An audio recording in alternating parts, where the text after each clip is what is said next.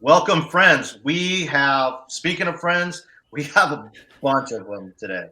One of them didn't get the memo about the shirts, but that's all right. We'll just send them. We'll just send them to go B.Friendly.com. Buy some merch there. We have a lot of cool merch coming up, and actually, I think our games merch should be dropping any day now. So keep an eye on that. Make sure you look out for the post. Brian, you want to say anything to our new friends here with us or watching? I think Mike might have given his B.Friendly shirt to his host over in South Africa, much like we did with the guys in Dubai last December. Thank you for mentioning that. Yeah. Yeah, no, we got Barclay, Dale, and Mike Halpin joining us here. Just do want to say, Mike, really cool seeing what you did over in South Africa this last week. I know you have a huge heart and passion for doing that kind of work with your church and your community. So congratulations on that. It's like it's something a lot of people think about doing, but not a lot of people pull the trigger on. And I know you've done it a lot of times in your life and setting a good example for your family and your friends as well. So thank you for that. Yeah, for sure. And Barclay, you've done nothing worth mentioning up to this point. But you did show up with the shirt on, so thanks for doing that. I'm halfway there. That goes a long way. Anyway, Barclay and Mike are both actually extremely talented on the back end, data analysis, and super passionate about the sport of CrossFit, as well as living it out in their own lives. They'll be a big part of our team over the next month leading up to the games and throughout the CrossFit games, as I will be in and out of availability with other responsibilities they have for the broadcast. They're probably going to step up, so you get some written content, data analysis from these guys over the next 4 to 6 weeks. So wanted to get them on here because we've actually already started doing some of that work. Mike and Barclay have built and put together some semifinal worldwide leaderboards. The written components of what we're going to talk about today are already out on the website, but there's a lot of numbers there. There's a lot of kind of to filter through. And so we wanted to each kind of have a chance to talk about what that stuff meant to us. So if you are following along and want to pull up the articles on the websites, it could be easy. We'll have them here on the screen, but you can also look at them or the leaderboards over there. We'll talk about that in a minute. In the meantime, like Patrick said, games merch should be dropping soon. So if you're interested in that, follow the links in the description or on our Instagram or on the website for those. And if you feel like supporting what we're doing, head on over to Patreon. Sign up to support us there. It's the best way for us to keep this content going. And we appreciate everyone who's doing that already. So without further ado, we're going to jump into what this is. Cross Semifinal Leaderboard means that we took all of the scores from all of the semifinal athletes and put them into one place to get a kind of big picture overview of some things that happened across the entire 3 weeks of semifinals. But we recognize off the bat in the articles, and we want to make sure to explain very clearly up front today that there are variables that exist from semifinal to semifinal, week to week, heat to heat, lane to lane, that do make some of these things less than perfect in terms of saying this person is definitely fitter than this person, or this region is definitely fitter than this region, etc. We took a couple weeks to sit on it. We sifted through and evaluated, and we kind of focused in on a few things that we thought were notable. When you get to the website, if you're scrolling through there, you're going to see 6 different links. I'm going to let Mike talk here in a second about what's different between the links that are all semifinal competitors and games qualifiers only, and how he did that. Yeah, thanks, Brian. So there are different ones there as the names sort of go. The all semifinal one is the up to 300 athletes for both the men and the women that competed with withdrawals and things like that. It's obviously a little bit less. And then the games qualifier ones are just the 40 athletes that made the games and comparing their results against each other across all the semifinals. In both of those cases, when you click into those leaderboards, they're color coded to make sure you can tell like who's from North America East or who's from South America or et cetera. And then the athletes that made the games are in sort of a bold color, and then the athletes that did not qualify for the games are in a sort of a softer color. And the scoring that we use, because of 300 plus or 300 athletes for the overall one is an open style scoring. So it's all of their placements added together. And then for the games one, it's a game style scoring. So first gets 100, second gets 97, and so on down to 0 for 40th place. Yeah. So, as we were looking at these two things, we realized that there were lessons to be learned from both. So ultimately, each of us made two selections in terms of big picture things to look at. In some cases, we're focusing more on the totality of the overall, and some of them we're focusing a little bit more narrowly on the games athletes only. It's kind of, it falls into two camps. If you're really just trying to project towards the CrossFit Games and what's likely to happen there or how those athletes fare against each other, obviously the games athletes only leaderboard is going to be something that's appealing for you to take a look at and evaluate and think about when you're thinking about what's going to happen in Madison. But on the big picture side of things, people like us are very interested in worldwide rankings, in strength of field, in how game spots are allocated. And we feel like there's a lot that can be learned by looking at the total performance of all of the semifinalists, men, women, and teams, to kind of see if there's lessons that we can learn from this year's semifinals and maybe apply in the off-season conversations to help, facilitate the structure of what that might look like for the 2024 season and beyond. Mike, Barclay, anything that you want to add big picture before we jump into each of our selections? I really just want to reiterate the amount of variables that are out of our control. Obviously, we would want a perfect scenario where we can control everything. We know what is expected. All the equipment's is the same. All the judges are the same, but it's not the case. So not necessarily saying that to say take this with a grain of salt, but understand that, yes, you might disagree with something that is said, or you might think that we're missing something when we explain it. But it's simply because there are just so many variables, so many factors that are outside of the control of how the tests were presented to us. Yeah, absolutely. All right, so we're just going to go in the kind of the order that the article flows in, and that means that Mike Halpin, you are up first. I drew the short straw.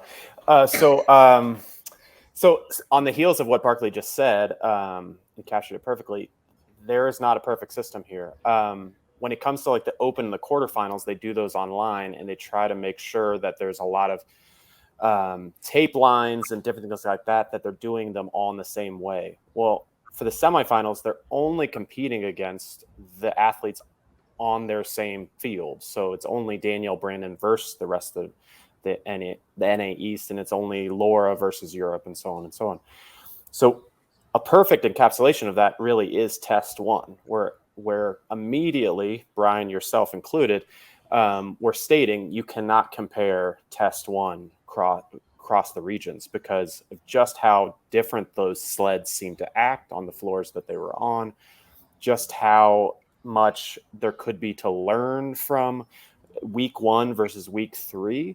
So what I really looked at here, and I'm not going to read it all to you, I hope you go to the website to do that, is taking all of that and all that Barclay and others have stated and saying, okay, but where's the outlier then when it comes to this? And I really see it in Danielle Brandon, is that regardless of all the circumstances, she went in week one, and just based on visually, it looked like it was a lot slower watching it there than it was watching it in Europe and Oceania and other places. But she's still stacked up against the top women in the field. Right there, you can see her against Gabby and Annie and Laura. She beat Laura Horvath on this workout, and there's a lot being said that Europe had faster sleds, quote unquote, than North America. And Europe went into week 3, and North America went in week 1. So those are the type of analysis that I really like to dive in on is, okay, take all of those grains of salt and stack them all up, put them to the side. What does it actually look like when an athlete does well, regardless of those circumstances? And those are the cool things we used to see when we did this or looked at these things back in the regional days, is like, who are those outliers that in week 1, regardless that the other people got weeks and weeks to train for these tests, they still did really well. And that's really cool to see in Danielle Brandon. Barclay, when you kind of saw this and Mike kind of put it into our minds, PC, we're going to stay with the first one for now, that of the top 40 competitors worldwide on this workout, over 70% of them come from Europe. Another nearly 20% come from Oceania. and you still have Danielle Brandon, who's in the mix when clearly the friction of the floor in North America semifinals had to have been different to yield results like this. And then you think about Danielle Brandon as being potentially in the conversation to podium or win the CrossFit Games. How highly do you think that this bodes for her? Just this individual test, kind of when the odds seem to be against her. I think it's really important to keep this test specifically in mind. Not only is she the odd one out because she wasn't Oceania or Europe because she was week one, but also she had less time to know the actual standards because she was week one. So not only is she just in a region that may have did have different competitors, but the amount of time that she had to actually know the standards, she was at a disadvantage of that. So she had so many things stacked against her, and to still perform as well as she did. I think that this is something that a lot of people will be coming back to when they see how she performs at the games. Yeah, and probably just a scenario that's more likely to repeat itself at the games, where there will be information that's given to the athletes relatively late, compared to when they're taking the floor of play. They will have to figure some things out on the fly, and they won't have weeks to study what other athletes have done before they get a chance to do that. So while on the semifinal leaderboard, it is like a hit for North America East in this regard, it actually might be in an experience side of things, something that's beneficial for them, having the chance to deal with that in semifinals, getting information late in the game, and then having to go execute at a high level anyway. So I think very good opening kind of selection here by Mike to put things into perspective. Big picture, some things look really obvious, but when you dive into it, and it's part of the reason we waited a couple of weeks, we wanted to give ourselves a chance to look at some of the things that might not seem so obvious. Danielle Brandon's performance on test one, week one, definitely stands out amongst the rest of the North American women. Barclay, where did you choose your first kind of area of focus here? My niche in data analysis, specifically in CrossFit, is predictive analysis, predictive modeling, etc. And so what I looked at was, what is it that all the games qualifiers, or the majority of the games qualifiers, had in common? And so I started, the article is actually written in the reverse of how I did the analysis. When you look at a games competition, you think that the standard of success or excellence in an event is a top 10 finish. That's kind of the standard that we have. Oh, they got a top 10 finish. That's pretty good. Games quarterfinals, maybe top 100. So I used that top 100 standard when I looked at the worldwide, the all semifinal athlete leaderboards for both the men and the women, to see how did all of the games qualifiers do in terms of top 100 finishes, and how many did they have outside of the top 100.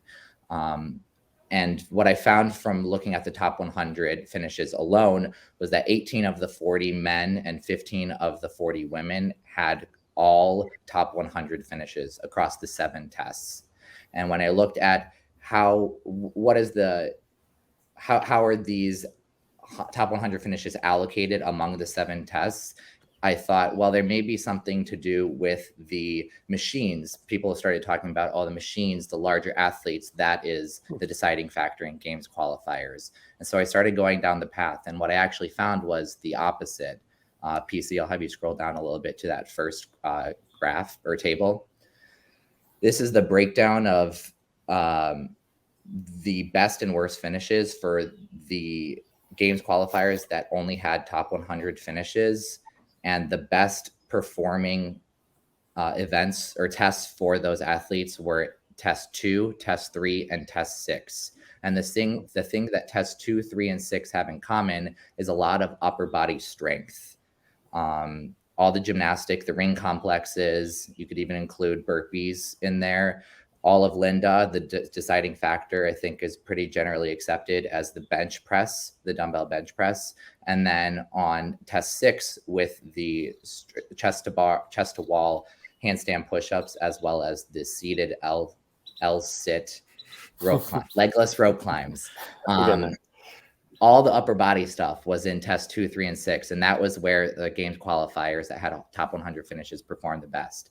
And the opposite is the case for their worst finishes. The most top 100 finishes that were their worst finish were in the opposite tests, test 1, test 4, test 5, and test 7.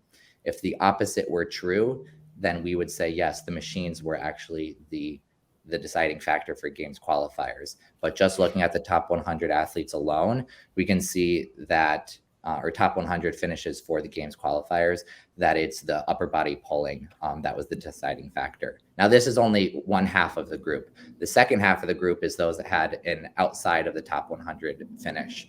PC, if you'll scroll to the next table.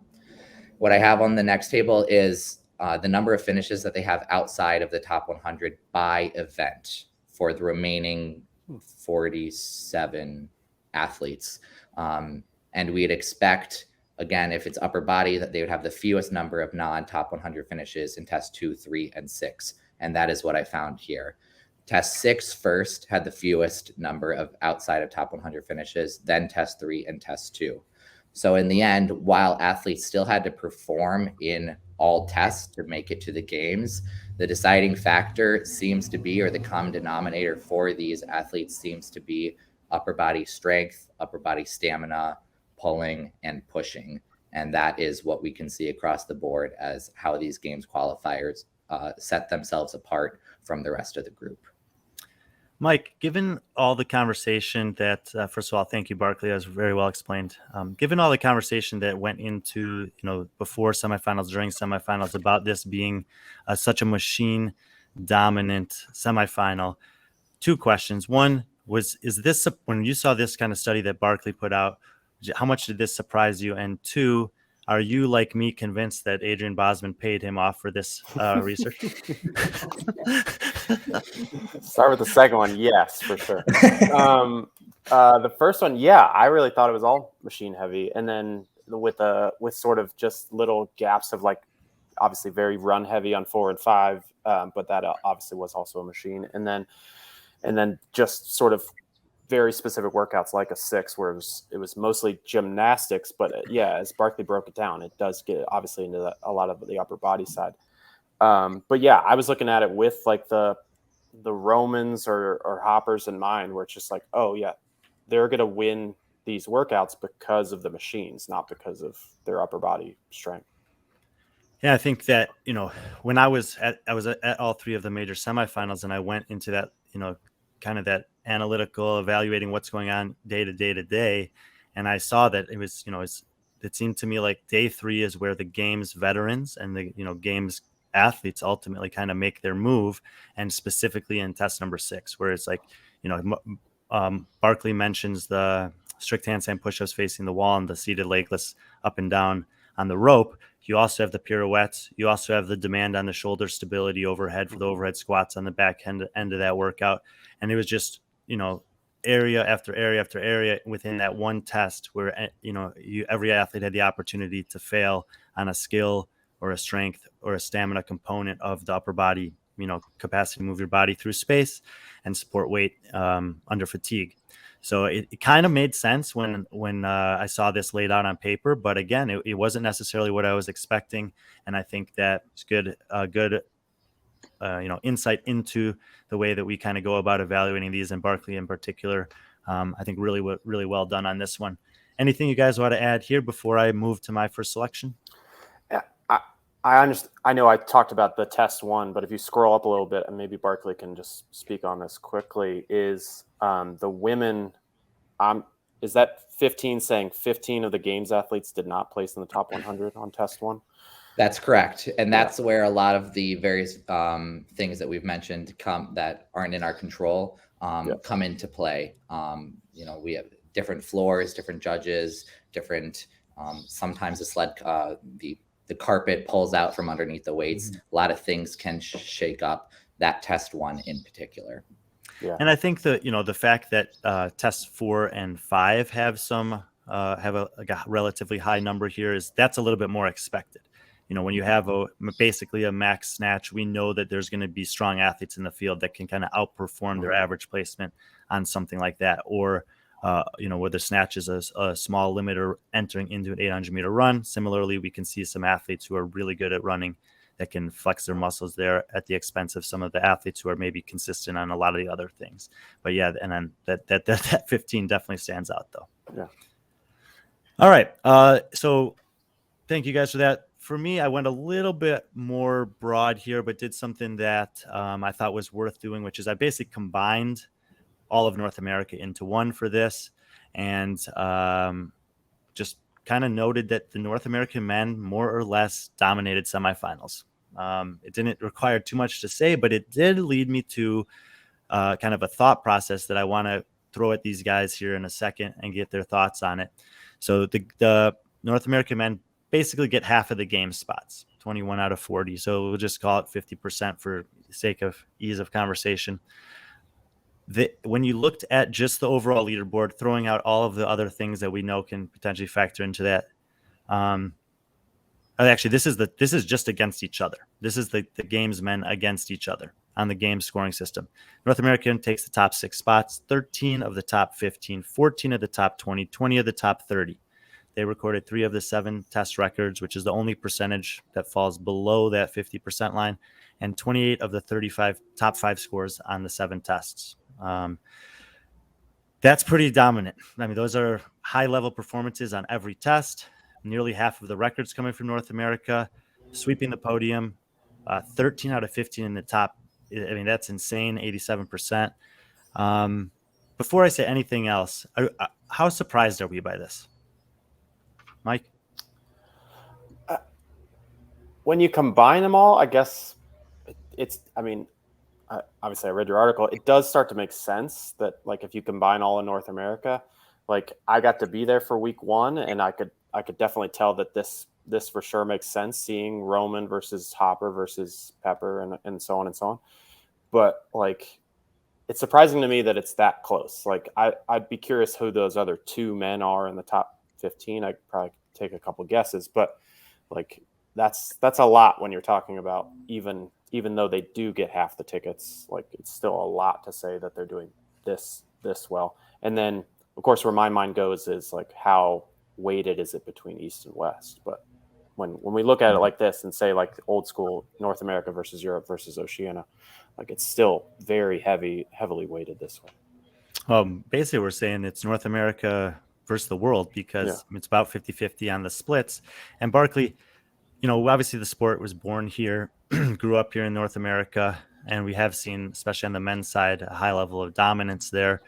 I think that, there are some people that feel like the rest of the world is catching up.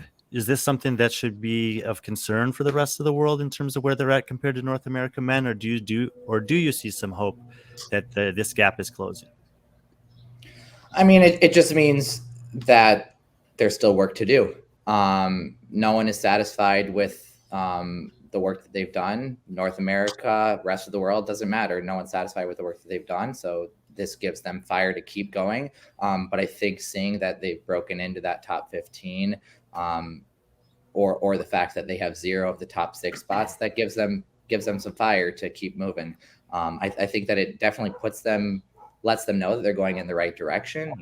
It could be they have 100% of the top 21 spots, like that, and that's not the case. So letting them know that they're in the mix. They just might not be in the mix as much as North America is, gives them some hope and some fire to continue pursuing on the path that they're going.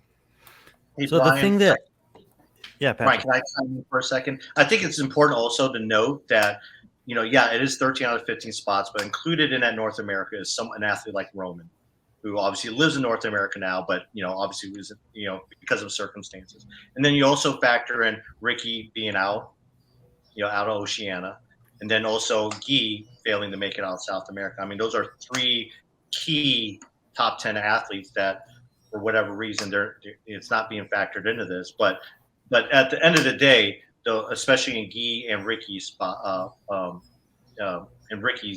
cases, because those guys didn't step up for whatever reason, there's no one there. But so those other regions are still lacking outside of those particular athletes. Yeah, it's a great point to mention. And obviously, in the worldwide ranking and strength of field model, there is this opportunity for athletes like Roman to file for the opportunity to compete where he's living, which is in North America. And so he is, one of the North American tally marks that's represented on this list. What really kind of surprised me, because Mike, you and I did a study throughout the open and quarterfinals where we looked at athletes who were good enough at this 15% threshold that we came up with to even earn a right based on the tests, based on performing well on all of the tests to be at semifinals. And that study actually, illuminated this fact that the European men were doing exceptionally well in terms of depth. They had about as many men that had done that well throughout open and quarterfinals as North American men did. But then once we get to this stage of the season, we see it swing back towards North America, at least on the men's side. And I think that big picture, what we mentioned earlier, is that, the process for determining spots at the games is something that all of us are, very closely watching, considering, thinking about ways to potentially offer some suggestions based on data or observations. If you're the CrossFit Games team and you choose to be aware of these different studies that we've done, and you see that throughout open and quarterfinals, there was a really high representation of European athletes. But then during semifinals, the performances were really notable for the North American men. Is there anything that either of you we can maybe say as kind of a general thought or guiding principle that you would want to learn from these two studies and apply towards that strength of field allocation next year? That's a great question.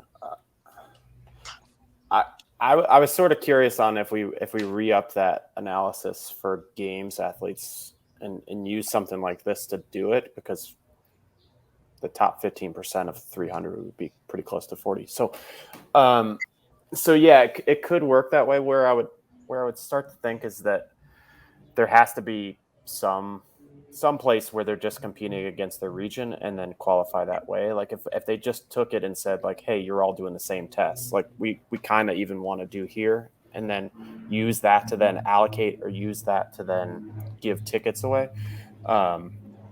It gets a little bit more harsh when you look at like comparably how well North America is, and then look at smaller but growing regions with like South America or Africa and so on. So yeah, thinking through it a little bit as you were just talking, like I think it could go a long way. I'd still like to see something that does take a look at how well the athletes do versus just them being a number from 1 to 100 and just counting up every one of the regions. And that's exactly kind of where I was hoping this conversation would go. Barclay, I'm going to give you a chance to weigh in here as well. But I think that what I've kind of noticed is in the big competitions, population-wise, open and quarterfinals, we can just kind of be looking for the density of athletes in each region that are good enough. But once it comes down to semifinals and the games, it feels to me like there's got to be some way to do exactly what strength of field says, which is to weigh athletes within the competition as not just one and one and one and one, but to recognize that if you have a field that has Medeiros and Vellner and Fikowski and Sager and Quant, that those guys, they have to weigh heavier than just one, right? Barclay? Yes. The answer is yes. It is difficult to figure out how to mathematically do that, if there's a way to mathematically do that. I think a couple of us are trying to take shots at mathematically figuring out this strength of field. It's definitely needs to be considered. How to go about doing it truly is going to take some time, is going to take some review of performances in the past, maybe using, 2015 through 2018 as an example, just a random past, and seeing, can we figure out some strength of field to know which region was the best to get athletes to the game, and use that for the semifinal structure that we have now. Yeah, I think two kind of things jump out to me. One is we can use it. That's a great time period to select, because there was a consistent process. Open regionals games, there were regular, fairly similar distribution of regions during that time. And now we're getting into something that's also relatively consistent with open, quarterfinals, semifinals games over a similar number of years. So to study the past, to learn for the present, good idea. And then secondarily, the thing that keeps kind of echoing in my mind is because, one of the things that I had talked about being frustrating about this system is that it was placing a relevance on past performances that the athletes didn't know they were necessarily competing for.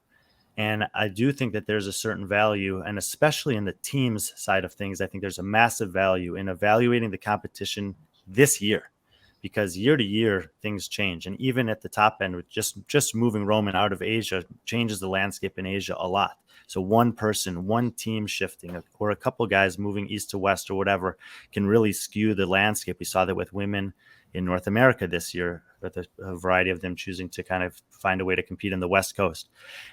But I do think there's value in looking backwards. The entire system right now is built on looking backwards. And so it's kind of this like, is there a way maybe, and we don't need to talk about this now. I think it's a good thought to place in the mind for people to maybe evaluate in the off season, to use the opening quarterfinals to evaluate this year's landscape, but then to look at past performances to accurately assess the strength of each semifinal field. And some combination of those can help determine game spots.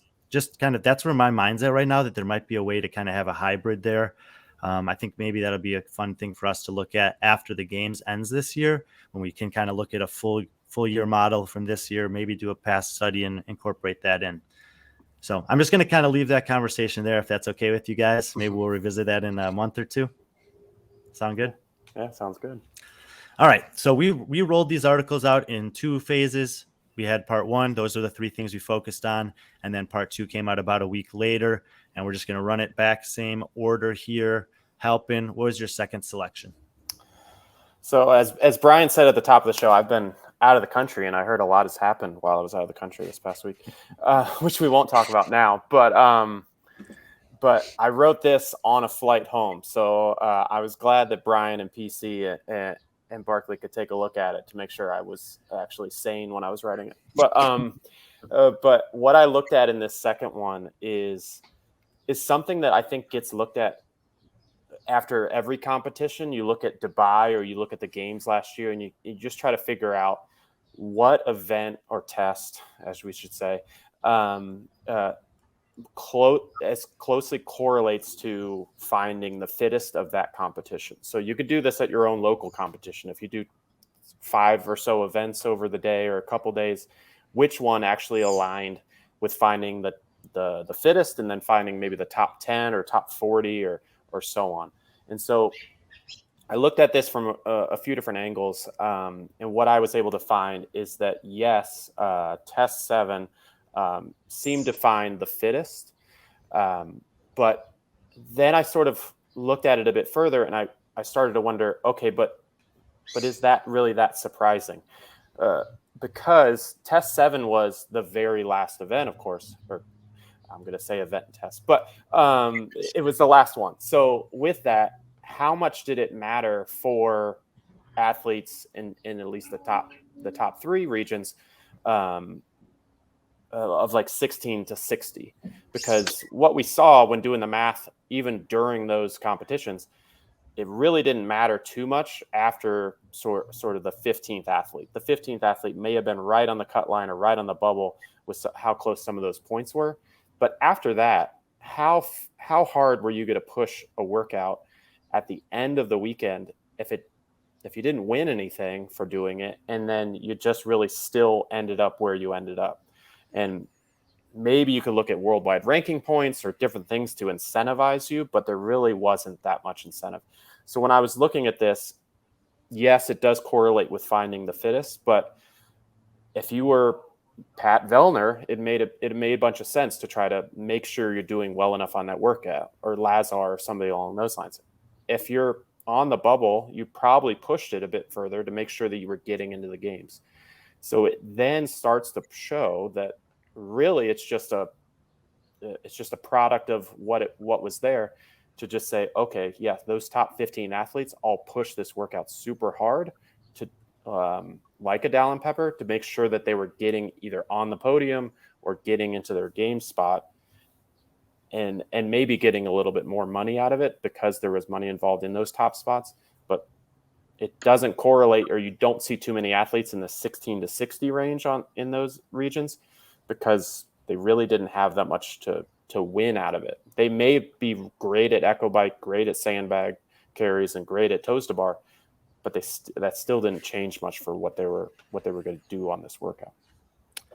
Barclay, are you buying this argument that there's more to fight for in a workout that has small margins for error? It's one of the faster workouts on the weekends, basically a 4 to 5 minute time frame for those people at the top of the leaderboard. Or I listened to most of the programming evaluation shows following semifinals, and very, very few people took exception with test 7 in almost any way and considered it to be a test that didn't need much altercation or changing. Was it just simply the best program test of the 7? It could be that it was the best programmed. I certainly like the flow of it. I like the speed of it. And Brian, you obviously love that 4 to 6 minute time domain for that workout, as that's where the game's qualifiers come to the top. But I don't think that we can immediately discount Halpin's thought that there is a majority, or at least a group of athletes, that have less incentive to push. Obviously, they've got adrenaline going. They want to do their best. But someone that is a Bailey rail that has the opportunity to get in versus someone that is in the first heat, it's very difficult to push as hard. Or it may be difficult to push as hard because you don't have the incentive to do as well as you may be able to. Yeah, and I don't think it gets talked about that much because these athletes are so fit and so capable of handling a weekend like this, but the volume adds up. Like when you've already taken the floor 5 times for 6 scored events and laid everything on the line, and you're coming into the final, and every athlete there knows what that final is. Like, that's a how bad do you want it type of final. That's a, can you force yourself to hang on? Can you force yourself to pick it up? Can you force yourself to jog instead of walk? Can you go 3 extra RPMs on the bike? And when you don't have as much to fight for, I think it's completely valid that there is a little bit of a mental block from going all out on that workout. And so the last thing I'll ask you guys about this before we move on, obviously, money is always a question, either way you slice it. What do you think about like a $500 or $1,000 bounty on every event at the semifinals? I love it. Yeah. Okay. Yeah. Go ahead, Pat. Well, when you mention a bounty, for me, the first thing I think about is Dubai. When they famously put that, I believe it was 50K, was it, Brian? I think 30K on the final event, because what was it? Fraser already won it right after day 1, and they do 30K on the last event because they wanted to see people push. And Fraser, being a competitor, he famously said someone's going to pass out, and what did he do? He ended up pushing it, and he took it. But we also got to see other athletes do the same thing, and it gave us such memorable scenes like Street Corner, just barely making it across that finish line. And I think it's a great idea. Now, where do you get that money from? I don't know. That's a CrossFit thing, but I really enjoy it, and I think it also goes in line with what you said in terms of, I know you've always been a big fan about isolation for the events. Why not semifinals, the last event, do an isolation?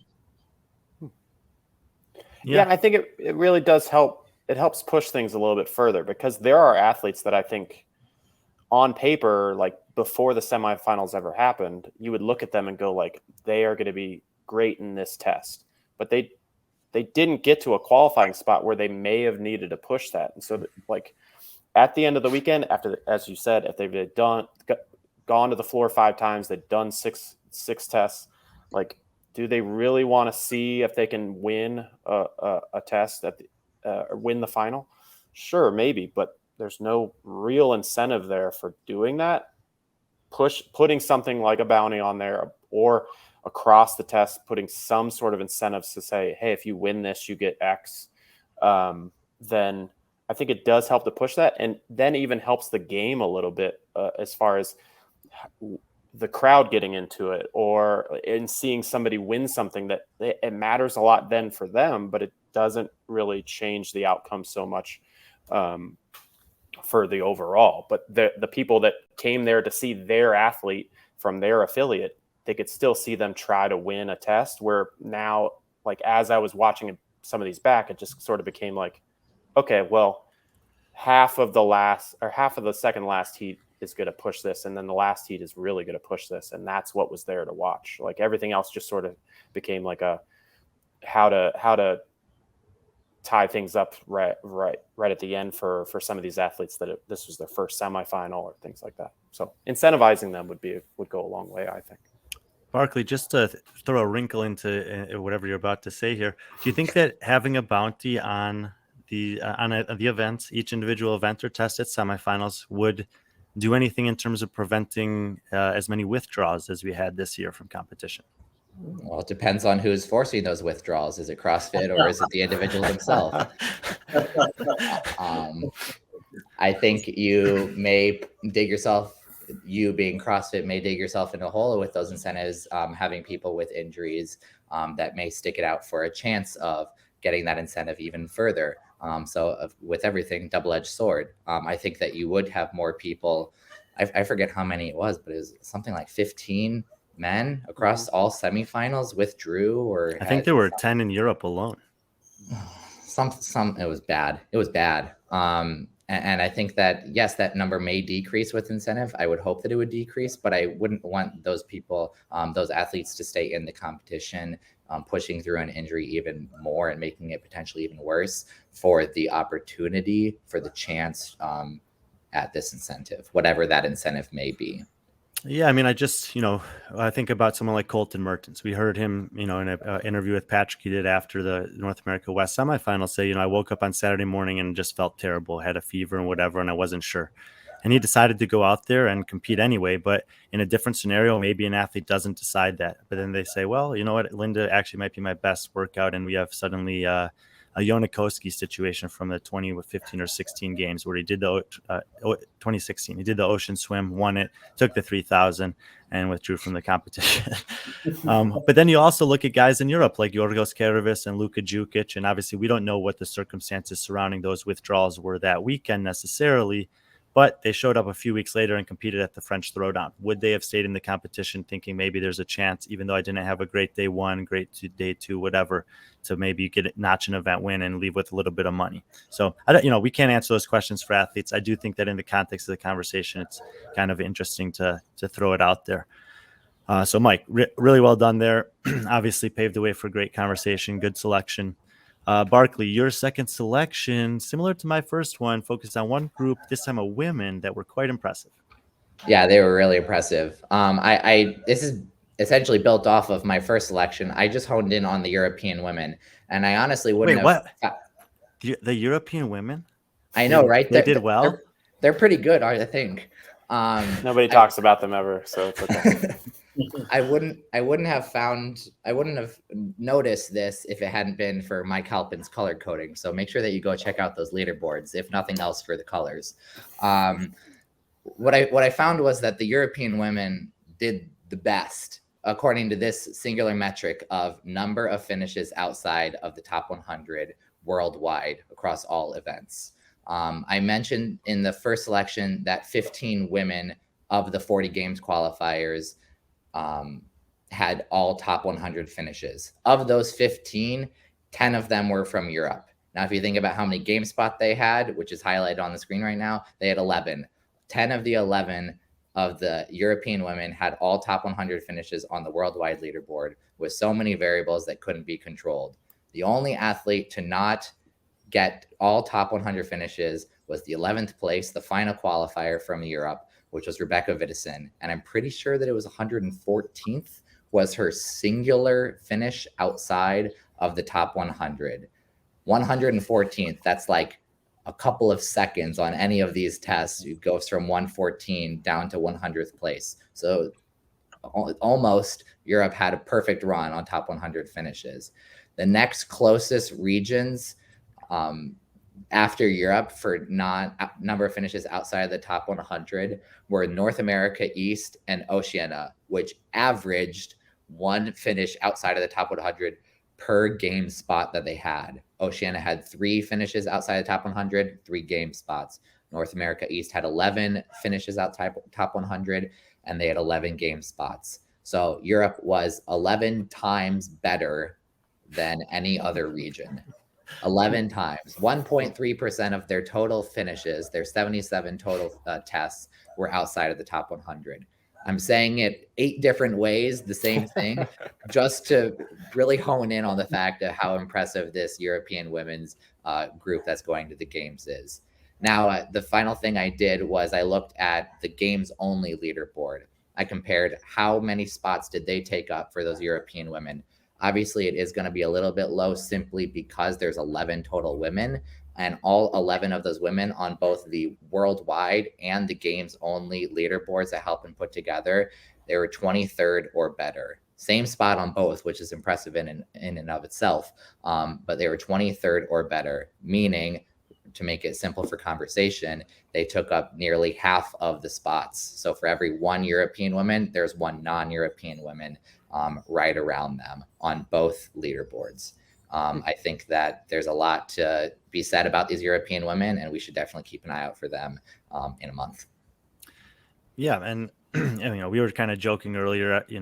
People who've been following along with what I've been doing for years, and these guys obviously know that I've been basically saying since 2019 or 20, when I first had an opportunity to talk about this stuff, that the European women's performances at the games are so impressive and have not been rewarded. In this new model where we have a worldwide ranking system that's intended to have a strength of field component that allocates game spots based on performance, that's what it's advertised as, I thought that there would be an opportunity for us to get European women's the more spots than they have had. This system this year basically gives them the same spots that they've had at the games the last 2 years. Even with big turnover in the European women's field, it looks like they're still continuing to produce athletes that can compete at the highest level. Now, we know that semifinals is different than the games, and I do think that it's worth acknowledging that it's probable that event number 1 kept a bunch, maybe a handful of North American women out of the top 100 overall. We know that. I don't think that we'll see all 11 women finish in the top 23 at the games, but I do think that, as there has been every year since 2015, that there's a good chance once again that at least 80% of the qualifiers from Europe will finish in the top half of the games field. That's pretty much what they do every single year. And to me, and Mike, I'll let you give an opinion here in a second. To me, it's really getting to the point where enough is enough. We have to have a system in place that rewards Europe for the consistent excellence over time. Yeah, completely. Annie Thorstar's been doing this for over a decade, and it's noticeable. I mean, she could podium again this year after taking a year off to do teams and doing really well there as well. So it's grown but hasn't changed, sort of thing. Like there's new women and new names that we're hearing, and then there's women that have been around for quite a while, and they're continuing to keep their name in the conversation, like Annie and Katrin and others, where you should see more of a reward. And it should be, to go back to the previous conversation that I'm sure we'll talk on again, they should be more than just a number within the top 100. Their performance and things like this versus the field that they're performing against should be factored very well into that. On something Barclay said, Rebecca Vidison, she was 114th in test 3 by about 15 seconds. So she was cap +2 on that test, and then 100th was about 15 seconds under the cut line. So even within that, it's not like she was well further into the 114 or how many athletes really did well beyond her. So it's really impressive to see something like this where they're just continuing to do well, and it continually, besides Brian Friend, seem to be just sort of a side conversation on when comparing athletes. We seemingly take what happens with North America men athletes and then just apply that to North America women immediately, while European women seemingly have done this for more than a decade and continue to do very well. Yeah, and we know that, because CrossFit has communicated that this is year 1. They believe that the model over time will do what it's intended to do, and they've acknowledged that they're intending to make some changes in the off season so that it can more accurately do that. We're hopeful, obviously, that some of this work that we've done here can help pave the way for those conversations. Ultimately, all that we want, I think all that CrossFit wants is to have a very competitive game at the field, a field of athletes at the games, while still maintaining some element of global representation. And that, that's a difficult balance to find. Some people think, well, you should probably have a few more spots at the games and you'll have an easier time doing that. Others like me think, well, let's just have, 40 seems to be a pretty good number overall. Let's just give everyone one spot and let the body of work on the field of play do what it's meant to do from there on out. And that where every region has the same opportunity to go out there and perform and earn those spots, either within the season or over time. I think a combination of both is in play. Last one. I did this one for the teams. I think that there's actually, while the team competition doesn't draw as much attention as the individual competition pretty much at all throughout the CrossFit Games history or season, I think there's a lot that we can actually learn from this year. I mentioned earlier that, especially when it comes to the teams, the landscape changes year to year. And especially with the rules that are currently in play, where you don't necessarily have to live there, but you only have to show up and compete there during specific times of the season, there's massive opportunity for that landscape to change year to year, region to region. And it's very difficult to predict. This year, they just kind of ran it back with the same numbers that they've always had, 10, 10, 10, 3, 3, 2, 1, whatever it is. And they're still choosing to have only 38 instead of 40 spots at the games. I'm not entirely sure why that was ever the case. I feel like you could definitely, if you have 4 heats of 10 anyway, why not just have 40? So I think that would probably be an easy change for them to make, is just to open up 2 more spots. And then maybe introduce some of these conversations about strength of field when it comes to the teams. I think that in particular, I did a study that I referenced in this article from the end of April that looks at quarterfinals, which is really the first chance that opens kind of, there's so many people on rosters for teams, whatever. The quarterfinals, you can kind of zoom in on what does the landscape actually look like. And basically here, I just took my observations from quarterfinals and applied them to semifinals to see if there was some consistency across the board. And basically the finding was the North America East team landscape this year was very strong. As we can see here, all of those teams had finishes that were not good enough in North America East to make the games, but were pretty good on the worldwide scale. 1, 2, 3, 4 of them inside the top 38, which would qualify, and another 4 inside the top 66, which is kind of close to qualifying. Just kind of want to get your guys' thoughts, Mike, and then Barclay, on, do you think that we're going to see some kind of a difference in the way that game spots are allocated for the team division next year? I certainly hope so. I too scratch my head as reading this and thinking like, wait, why do they only have 38 when 40 is used everywhere else? Still, I understand previous years, but my dog's barking. Somebody's here. But with that, I don't know about using something like the worldwide rankings, just because how much there is variability from an affiliate team one year to an affiliate team the next. I'm talking about wiping the slate clean at the start of every season and letting their opening quarterfinals placements dictate the allocation of game spots. So you might introduce a similar thing where there's a minimum, and you can set the minimums whatever you want. I still think 1 is probably appropriate, and then look at how the teams did in quarterfinals and distribute spots that way. Yeah, I like that. All right. I think it would come down to exactly how you want to slice it. But yeah, if they looked at actually how those teams did, and the most important piece would be quarterfinals, because that's the time they're actually a team versus just how well they seemingly want to do in the open regardless, since that doesn't necessarily matter right now. There'd be a lot more to that. Like if a thing that I'd like to see is a lot more control around who can be on a team. Not that I like the old rules of 100 miles away or whatever, but of who can be on a team and what they factor into when it comes to their affiliate team. All right, now you mute yourself so we don't have to hear the dog. I say hi to my dog. Hey, Brian, I think I have a point on that. I think Mike alluded to it for a little bit in terms of who you have on a team. What we see in the open, and Team Proven's a perfect example, where they've, notoriously in the past, they've had like Sydney Wells, Brooke Wells, Tia, Will Morad, athletes we know aren't going to be competing on a team, their scores counting.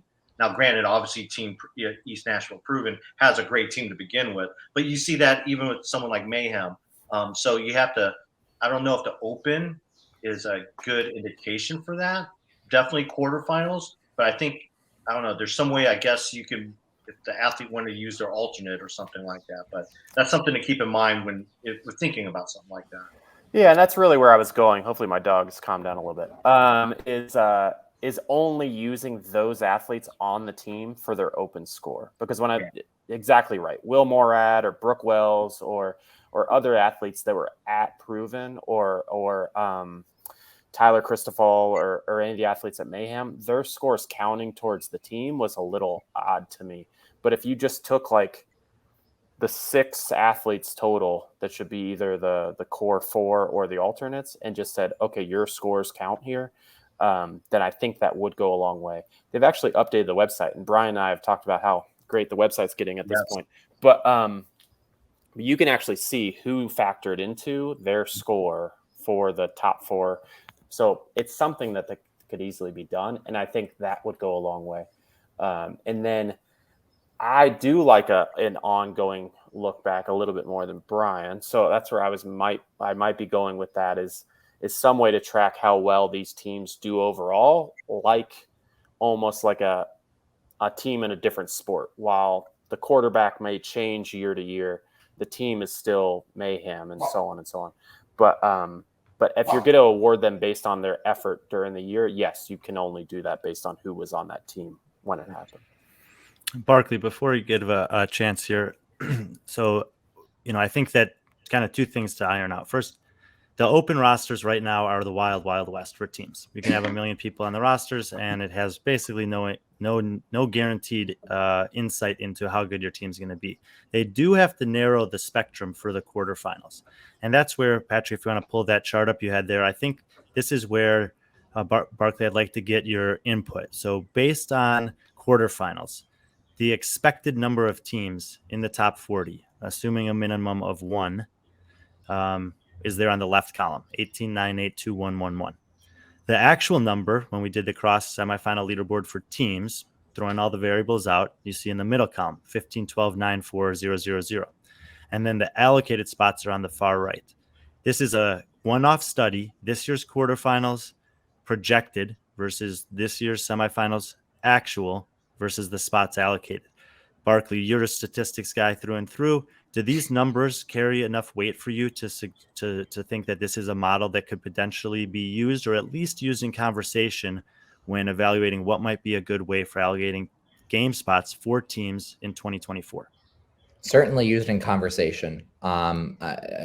You've got twice as many expected for North America East than you have allocated, and that doesn't make sense to me. Like, why would that be the case for you to say that you've got the fittest going to the games? Now, it depends. That's always been a topic of debate, is what is the definition? What's the threshold for fittest? Are we looking at number 1? Are we looking for the top 3? Or are we looking for the best 40 in the world? What is this fittest referring to? Same for teams. Are we getting the fittest singular team there? And that's all that matters. The other 37 should be 39 teams that go to the games. Doesn't really matter. Or are we getting the fittest 38 around the world to the games? I think that having something based off of the singular year, the current year of competition alone, using that to allocate spots is the way to do it, because these teams change so much. Halpin sort of had a devil's advocate type of play. The quarterback may change, but the team is roughly the same. Like, they're still the Bills or the Chargers. It doesn't matter. They're still the same team. And you wouldn't want a past year's performance to affect the current year's status of something because the team is different. You wouldn't want last year's Super Bowl champion to give them a pass for the current years. You'd want it all new because the team is different. And the same should hold true for CrossFit teams. The teams may change. You may have a whole new slate of 4 athletes underneath the same umbrella. Not that this would be the case, but we used them in the past. East Nashville Proven. You could have 4 new athletes next year. You really want something from this year to dictate, an advantage or disadvantage that their region may have next year, just because they are under the same name. I don't think that that's really a fair way to do it. All right. I think that's pretty good conversation about these kind of 6 things we selected. I'm going to throw one last question out. Each of you can answer, including you, Patrick. As we're gearing up for the games this year, whether it comes to teams, men's, individual, how much weight will each of you put into semifinals performance when projecting towards the likely success or otherwise at the games for athletes and teams? Halpin, we're going to start with you. It's definitely a factor. We didn't dig into it because it's always a little bit tough. But if you look at how well South American athletes did, or how the 2 African athletes did compared to this, you do start to see a bit of a breakaway when you're looking at like North American men or European women. But it is a factor into that. So if you're going to go picking athletes who place in the top 20 or so, Kayike was top 20 in the worldwide going into this, but we don't necessarily see that. The most of the conversation's been about like, well, he beat Guy, but how did he do it, sort of thing. So that is a factor that I do want to look at it and keep in mind, is how well these athletes stack up across 300 or across 40 when looking at this. But I'm not just going to go picking the top 40 best athletes and how they did just based on that. Patrick, thoughts? I kind of agree with what Mike said, but at the same time, the test at the games is such a different test. We don't know what type of factor Dave is going to be playing in this year's test, but we know based off Boz last year that we're going to see strongman, we're going to see swimming, we're going to see a lot of odd objects. Well, we don't know, but we would assume that we see odd objects, swimming, Olympic lifting, strength, stuff like that. It's hard to factor what we saw in semifinals and put that towards the games. There's still a lot of unknowns. Like Mike says, it gives us an idea heading into the games where people's fitness is at. Now, when they get to the games, does that fitness that they had at semifinals translate to the games? So it's kind of 50-50. Barclay, you sided more with Halpin. Give a little value to these semifinals performance, or Patrick, where you say it's a totally different test? Probably Halpin. There has to be a data point.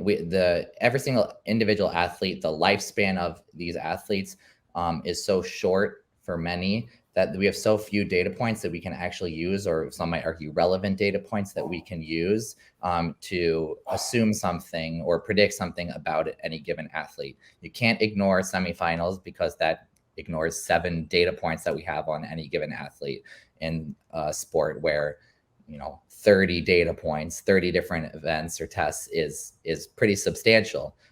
You can't ignore any given data point. So because of that, it certainly is part of the conversation. It has to be part of the conversation, because without it, you have a third of a conversation that you could have. But the caveat to that is it must include strength of field, which we already talked about earlier, touched on it.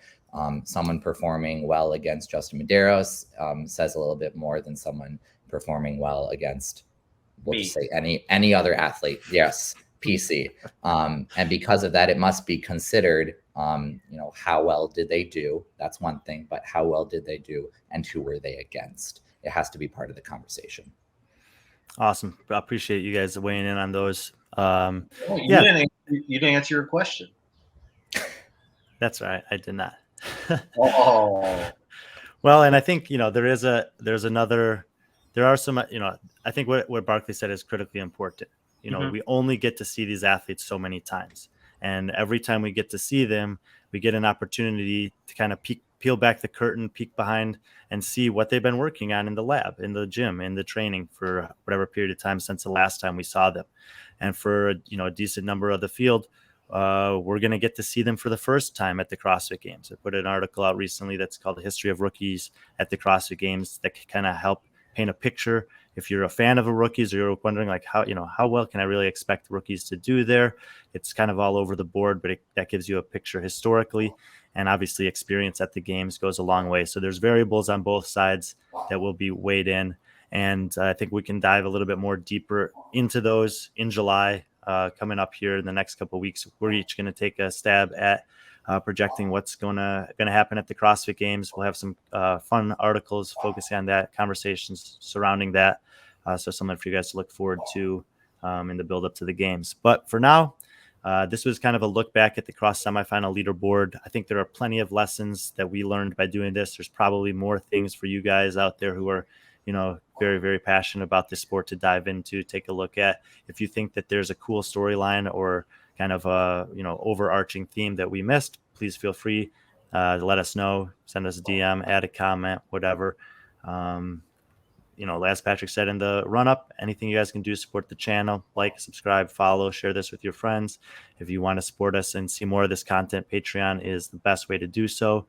And if you guys have any ideas for something that you'd like to see from Mike or Barclay over the next 4 to 6 weeks, we're going to be kind of trying to bring you guys as much a variety of perspective as we can with the numbers to give you guys a good understanding of what the athletes are doing or are expected to do.